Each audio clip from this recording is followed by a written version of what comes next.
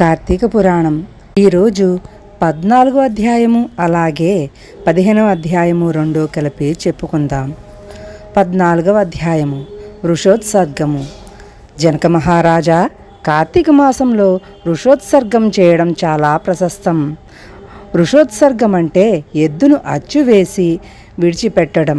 ఇందువల్ల గోవులకు గర్భధాన అవకాశము కల్పించిన వారమై గోవులు మాతలై గోమాతలుగా సమస్తమైన వారిని బ్రోచుటకు మార్గదర్శక మహోత్సవం ఇది. రాజా, ఇందువల్ల గయ వద్ద శ్రాద్ధం పెట్టిన పుణ్యానికి 1000 రెట్లు పుణ్యం కలుగుతుంది.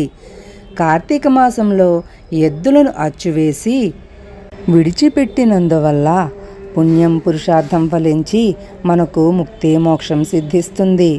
పితృదేవతలకు సంతృప్తి కలిగి తరిస్తారు. ఉసిరికాయలను కార్తీక పౌర్ణమి నాడు దానం చేస్తే మోక్షం సిద్ధిస్తుంది. శివలింగాన్ని ఈ కార్తీక వ్రతం చేసే ముందు దానం చేస్తే 7 తరాల వారికి మోక్షప్రాప్తి కలుగుతుంది. వ్రతదీక్షితులకు మంచి ఫలితాలు కలుగుతాయి. మహారాజా, ఈ కార్తీక మాసంలో చేయకూడని పనులు చెబుతాను విను. కార్తీకంలో స్నానం చేయడం మానకూడదు. వేడి నీళ్లు స్నానం చేయకూడదు. నూనె రాసుకుని తలంటు స్నానం తగదు. నువ్వులు దానం తీసుకోకూడదు. పగటి నిద్ర పనికిరాదు. సంస్కారహీనుని ఇంట కులభ్రష్టుని ఇంట ఆహారం తినరాదు. విధవరాలి చేతి అన్నం తినరాదు. శ్రాద్ధ భోజనం తినరాదు. సూర్యచంద్రగ్రహణ వేళల్లో భోజనం చేయరాదు. ఏకాదశి రోజున భోజనం చేయరాదు. పరాయి ఇంట భుజించరాదు. తిలాపిష్టము వెల్లుల్లి తినరాదు. ఎంగిలి తినరాదు. కంచు పాత్రలో అన్నం తినరాదు. దీపారాధనను చేయ నిర్లక్ష్యం తగదు. దైవారాధకులను గేలి చేయరాదు. వ్రతాలు ఆరాధనలు చేసేవారిని చూసి వెటకారాలాడరాదు.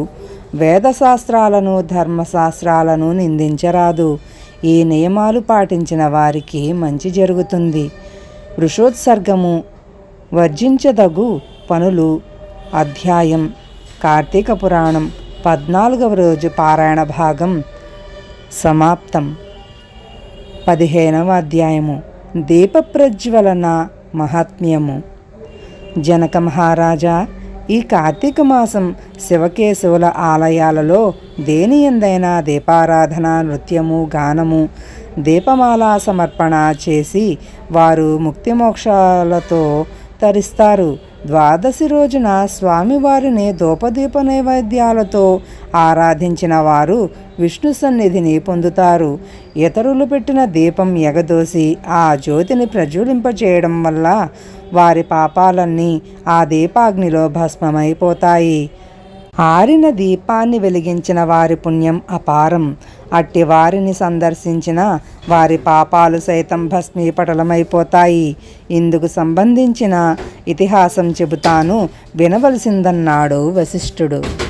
మహారాజా, సరస్వతీ నదీ తీరంలో ఒక శిథిల దేవాలయం ఉండేది. అక్కడకు నిష్ఠాకర్మిష్ఠుడైన ఒక యోగేంద్రుడొచ్చాడు. అది కార్తీక మాసం. మానవ ధర్మ ఆచరణాలైన జప, తప, స్నాన సంధ్యాదులకు అనువుగా ఉంటుందని ఆ ఆలయాన్ని పరిశుభ్రం చేశాడు. ముగ్గులు పెట్టాడు. ప్రక్క గ్రామానికి వెళ్ళి ప్రమిదలు, నూనె, వత్తులు కొని తెచ్చాడు. దైవ సన్నిధిలో 12 ప్రమిదలను వెలిగించి స్వామికి కైంకర్యం చేశాడు. ఇలా నిత్యం చేస్తూ తన నియమనిష్టలను అనుసరిస్తున్నాడా కర్మిష్టి. ఆ ఆలయంలోని కలుగులో ఒక ఎలుక ఉంటుండేది. ఆనాడు కార్తీక శుద్ధ ద్వాదశి. ఆనాడు తినడానికి ఏమీ దొరక్క ఏమైనా దొరుకుతుందేమో అని ఆలయం చుట్టూ తిరిగింది. ఎక్కడా ఏమీ లభించలేదు. ఆలయంలోని దీపాలలో కొడిగడుతున్న ఒక ప్రమిద నుంచి వచ్చే వాసనకు భ్రమపడి ఆరి ఉన్న ఒత్తిని నోటకరుచుకుని లాగింది. తినడం సాధ్యపడక పక్క ప్రమిద వద్దకు వెళ్ళింది. నోటగల ఒత్తి వల్ల ఆ దీపం వెలిగింది. వెలిగిన దానికి విదిలించుకొనబోగా ఆ ఒత్తి మొదటి ప్రమిదలో పడి ప్రజ్వరిల్లింది. ఈ ఆకస్మిక సంఘటన కారణంగా ఆ మూషకము మనుష్యాకృతిని పొందింది. అతన్ని చూసిన యోగేంద్రుడు అయ్యా, నీవెవ్వరని ప్రశ్నించాడు. మునీంద్ర, నేను ఈ ఆలయపు కలుగులో నివసిస్తున్న ఎలుకను. ఎంతకాలంగా ఏ కారణంగా ఉన్నానో తెలియదు. మీరు పెట్టిన దీపతోరణంలో ఆరిన దీపాన్ని నోట కరుచుకుని ఆవలి ప్రమిదను తాకగా నా నోట ఉన్న ఒత్తి మండగా ఆరి ఉన్నట్టి ప్రమిదలో విడిచాను. తక్షణమే మనుష్యాకృతిని పొందాను అని వివరించాడు. అంతా ఆ మాటలు విని దివ్య దృష్టితో ఆ మూషిక పూర్వజన్మ వృత్తాంతాన్ని గమనించాడు. అయ్యా, నేడు కార్తీక శుద్ధ ద్వాదశి. తినడానికి ఏమీ దొరకక వస్తున్నాను. ఆహారాన్వేషణ చేస్తూ ఆలయం చుట్టూ ప్రదక్షిణ చేశాను. స్వామి సన్నిధానంలో ఉన్న దీపజ్వాలను చూసి అందు ఆరి ఉన్న ప్రమిదలోని వత్తిని తినదగినదన్న భ్రమతో నోటగరిచి ఆవలికి కదలగా ఆ ప్రమిద జ్వాలతో ఈ వత్తి జ్వలించింది. ఈ విధంగా దీప ప్రజ్వలన పుణ్యం నీకు సిద్ధించింది. నీ పాపాలన్నీ పటాపంచలైపోయాయి. మానవాకృతిని పొందావు. పూర్వజన్మలలోని పాప ఫలమే నిన్నిలా మూషికంగా జన్మనెత్తునట్లు చేసినది. గత జన్మలో నీవు బహుళిక దేశంలో పుట్టిన జైన మతస్థుడవు. నీవు నీ కుటుంబ పోషణ ప్రయాసలో పడి, ధనాపేక్షలో పడి స్నాన సంధ్యలను కులాచారాలను నిర్లక్ష్యం చేశావు. నీచుల సహవాసం వల్ల నీకు చెడు నడతలు అబ్బి మధుపానము, వ్యభిచారము అలవడ్డాయి. ఈ విధంగా దురాచారాల వల్ల దేవతారాధనకు దూరమగుట వలనను ఈ జన్మలో మూషికానివై జన్మించావు.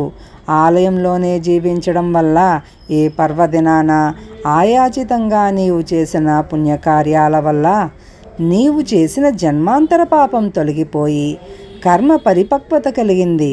మనుష్య జన్మ లభించింది. ఇకనైనా భక్తి నెరిగి మసులుకుంటూ భక్తిని పొందు అని యోగి ప్రబోధించాడని వశిష్ఠుడు జనకుడుకు వివరించాడు. దీప ప్రజ్వలన మహాత్మ్యము కార్తీక పురాణం 15వ భాగం 15వ రోజు పారాయణ భాగం సమాప్తం. శ్రీ శివ స్తోత్రం. వందే శంభుముమాపతిం సురగురుం వందే జగత్కారణం వందే పన్నగభూషణం మృగధరం వందే పశూనాం పతిం వందే సూర్యశశాంకవహ్నినయనం వందే ముకుందప్రియం వందే భక్తజనాశ్రయం చ వరదం వందే శివం శంకరం. శాంతాకారం భుజగశయనం పద్మనాభం సురేశం విశ్వాకారం గగనసదృశం మేఘవర్ణం శుభాంగం లక్ష్మీకాంతం కమలనయనం యోగిర్హృద్యానగమ్యం వందే విష్ణుం భవభయహరం సర్వలోకైకనాథం.